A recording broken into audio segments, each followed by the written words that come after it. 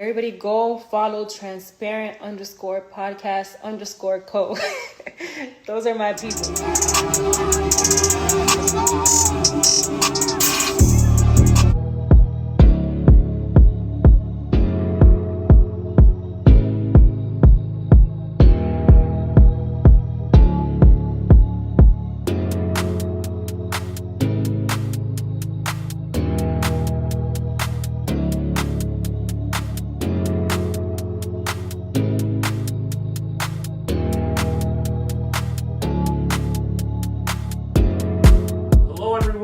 Welcome to yet another episode of Transparent Podcast. I have a very, very special guest with me today. She really needs no introduction, but could you introduce yourself, just let them know your name and then where you're from? Hey everybody, my name is Marisa Lindsay.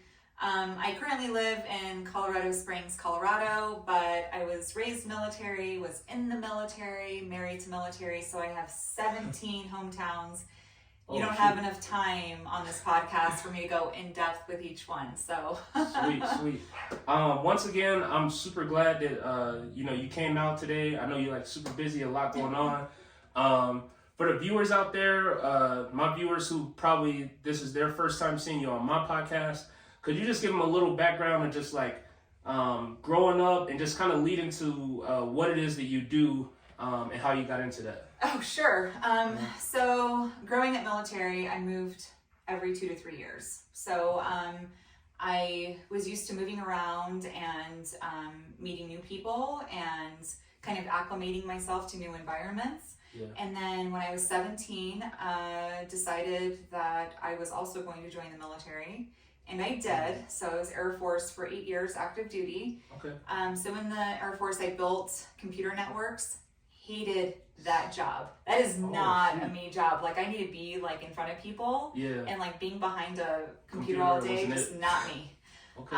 So at that time I was getting a divorce and I was pregnant with my first child and decided to get out and go to college. Okay. And so my son and I, we moved to Ohio where I attended Bowling Green State University.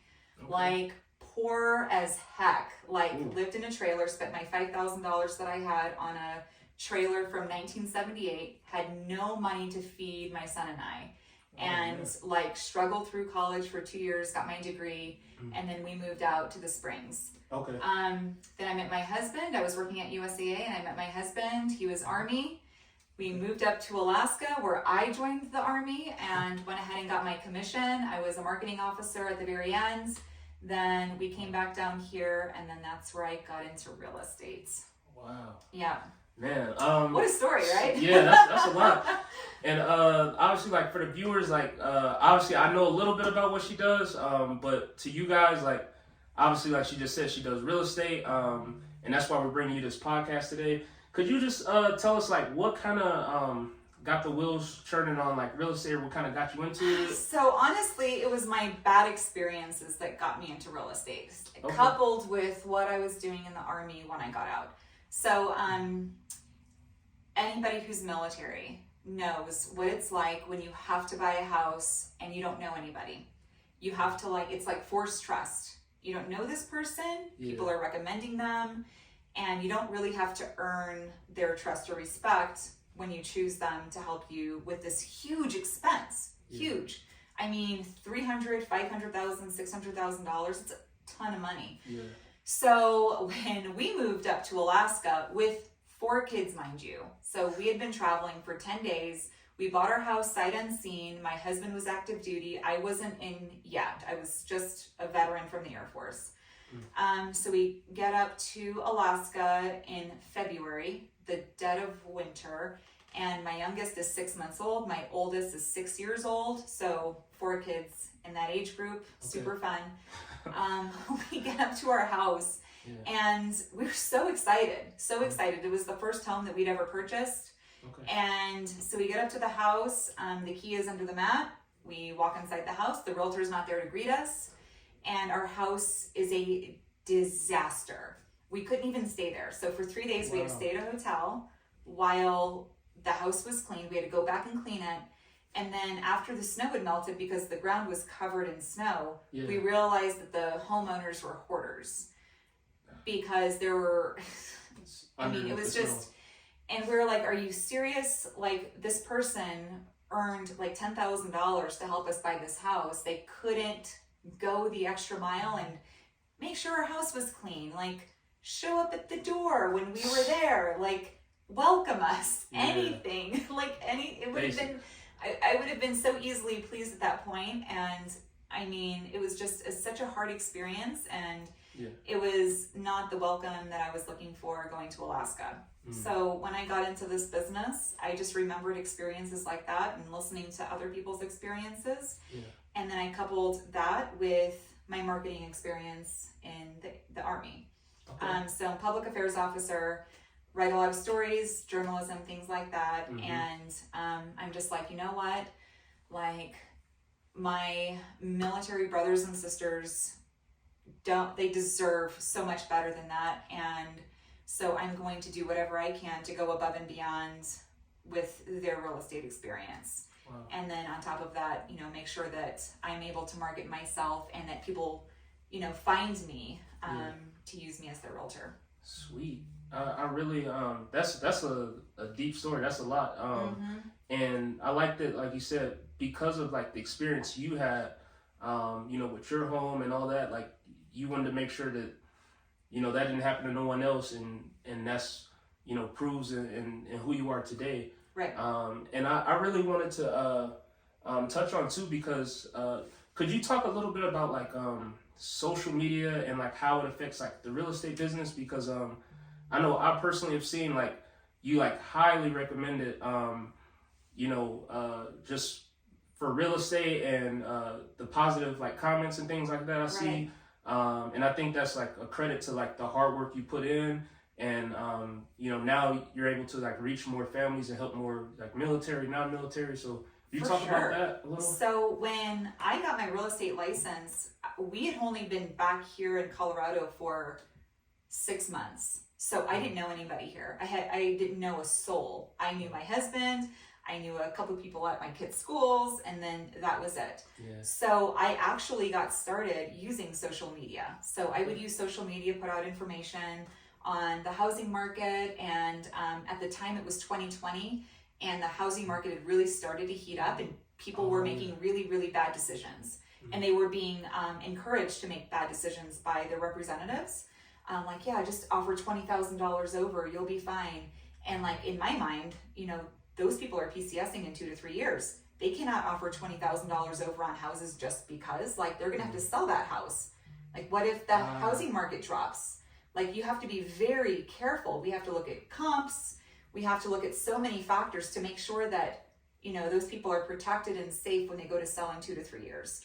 And so I would put out that information, and through educating the people that follow me on social media, I was able to gain clientele. And then through leading with value, that's kind of my business model approach, just lead with value.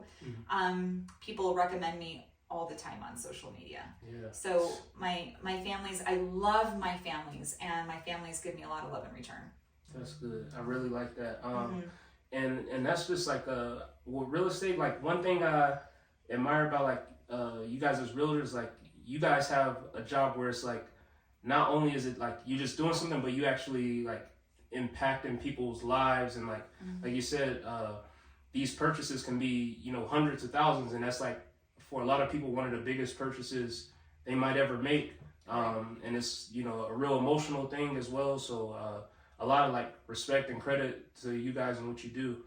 I wanted to touch on too, as far as like is buying a home, as far as like a first time home buyer, obviously you've probably seen like a lot of things when it comes to you know, experience with people buying their first home. Is there any just like tips, I guess, for like first time home buyers, never bought a house before, or like maybe what to look for, either as far as like paperwork or how much money they should have or credit and things like that? So it really all depends on the type of loan they're using. So VA, they don't need as much money as like a conventional loan.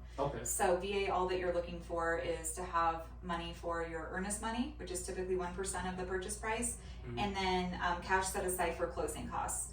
which you always have to keep in mind. And then I always say, like, maybe, you know, a month or two of cash set aside just in case something happens to the house. You just never know. But I would say the most important thing is finding a trustworthy representative during the process. Okay. Because you should be informed the whole way through. If you're not empowered through education, you can't make an informed decision on what's best for you and your family. Yeah. So my families that use me and use my lender, who's also my husband, we take them on like a 45-minute, it's called a pre-purchase consultation. And it goes into exactly what their loan means, what the home buying process is going to look like. That way they know exactly how much money that they need to have set aside. They have a pretty good understanding of what the market is doing right then, because here especially it changes by the minute. Oh yeah. Like, and I have a lot of homes on the market, and I have a lot of buyers who are in the market, and so I can feel the second it changes. I'm like, oh, it's becoming a buyer's market, or no, back down to a seller's market, and so I can feel the shift. Wow. And so making sure that you use somebody who is not only informative but is busy, because if they're not busy, they don't understand what's going on in the market. I'll give you a really good example. Yeah. So I had a house go on the market last weekend. It went on the market on Thursday. We were supposed to have our open house on Saturday and then accept offers on Monday. The reason why I do that is that I want to collect as many offers as possible and then present the best ones to my sellers. Okay. And this house was on the market for $450, which was at the top end of like what I found as far as comparable homes, comparable sales. Okay. And so I'm like, $450, if we can get $450, that's really good. And if we can get over that, I'll do my best. So we had somebody submit an offer for $525. Like, wow. This person was living like it was 2022, like March of 2022, when the market was at its height. Like, we are not there anymore. I could see like a 470, 475, but 525 makes no sense. And then the same thing goes, the market is a little bit more in favor right now for sellers. And so buyers can't just ask for asking price. They can't just submit a list price offer and hope and think that they're going to get it. 3 months ago, I could do that, and I could ask for $15,000 from the seller to help with my buyer's closing costs. Yeah. Right now, that's not happening. Wow. So, like, somebody who's very knowledgeable with what's going on in the market can save you from either underbidding on a home or way overpaying for a house. There's no way we would accept that $525 offer, because it looks like an incompetent realtor, and there's no way that house would appraise for $525. Wow.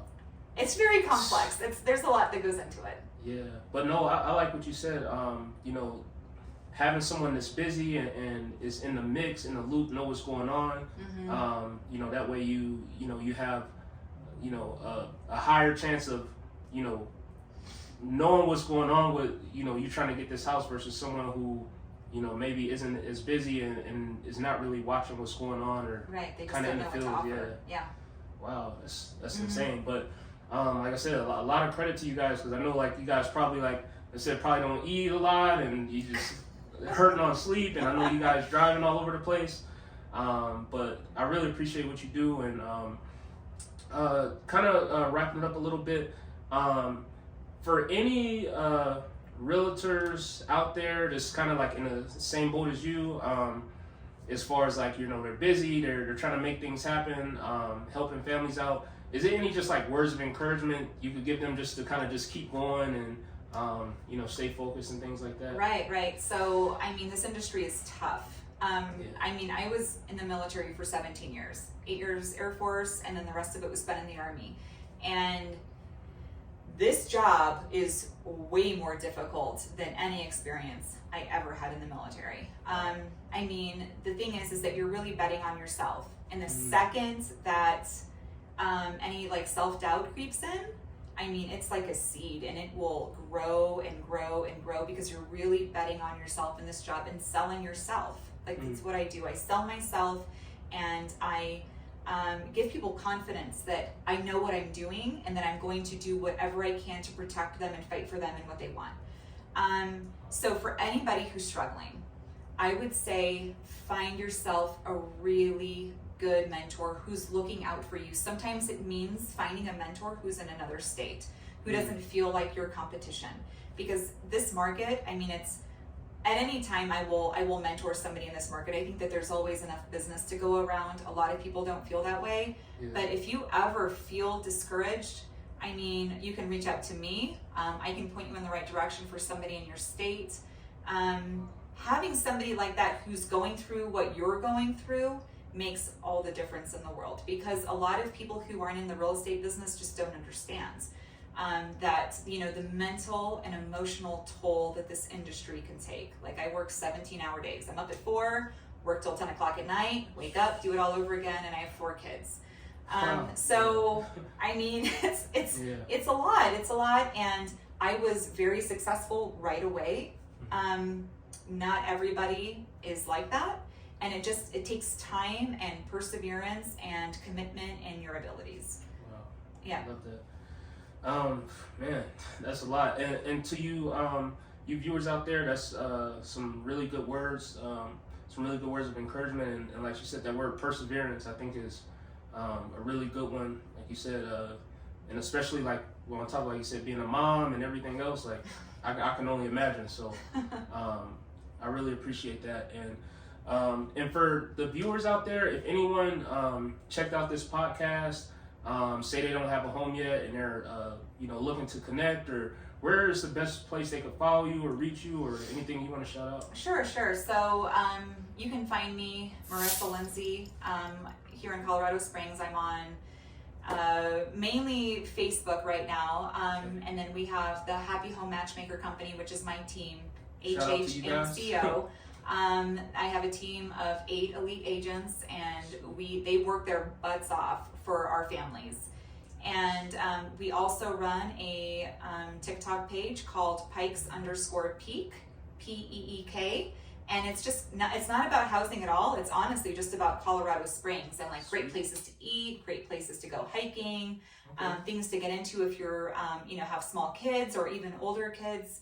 And so definitely look for us on there. But you can find us in all those places. Sweet. Thank you so much. Again, like on camera, I want to say thank you, and I appreciate you for making some time and coming out today, giving the viewers a little bit of knowledge, and hopefully you guys can learn something from this. Comment if you have any questions. We'll plug all the information in. And to all the viewers out there, we want to thank you for watching yet another episode of Transparent Podcast. We'll see you guys later. Bye.